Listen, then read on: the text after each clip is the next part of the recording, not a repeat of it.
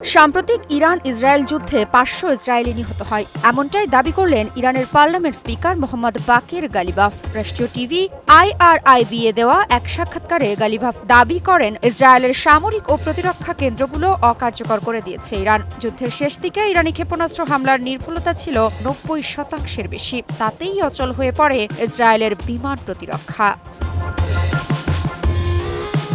শুধু তাই নয়, গালিবাফ আরও জানান, ইসরায়েলি নিরাপত্তা গবেষণা কেন্দ্রের তথ্য অনুযায়ী আহতের সংখ্যা অন্তত ৩,৫২০ জন, ফলে নিহতের সংখ্যা ৫০০ ছাড়িয়েছে বলে দাবি করেছেন তিনি। গালিবাফের ভাষ্য, ইরান শুধু ইসরায়েলের বিরুদ্ধে নয়, মার্কিন নেতৃত্বাধীন ন্যাটো ও পশ্চিমা শক্তির বিরুদ্ধেও প্রতিরোধ গড়েছে। যুদ্ধবিরতির পথ বেছে নিতে বাধ্য হয়েছে ইসরায়েল আমাদের পূর্ণ নিয়ন্ত্রণের কারণেই।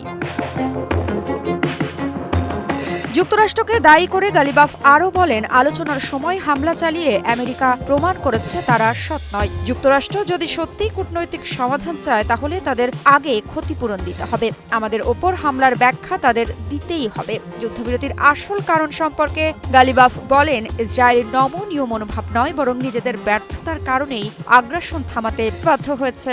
স্থল ও আকাশে ইরানের দখলই ছিল ইসরায়েলের এই ব্যর্থতার মূল কারণ। এই মুহূর্তে আন্তর্জাতিক অঙ্গনে উত্তেজনা চরমে। বিশ্লেষকরা বলছেন, ইরানের সরাসরি এই বক্তব্য মধ্যপ্রাচ্যের কূটনৈতিক হিসেব নিকেশকে বড় ধাক্কা দিতে পারে।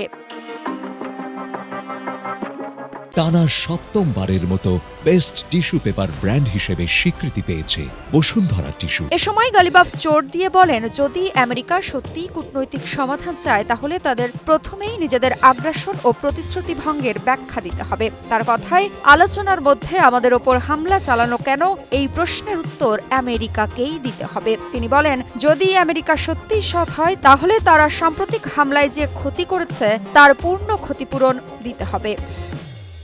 মৃত্তিকা সিনহা বিশ্বাস, নিউজ 24।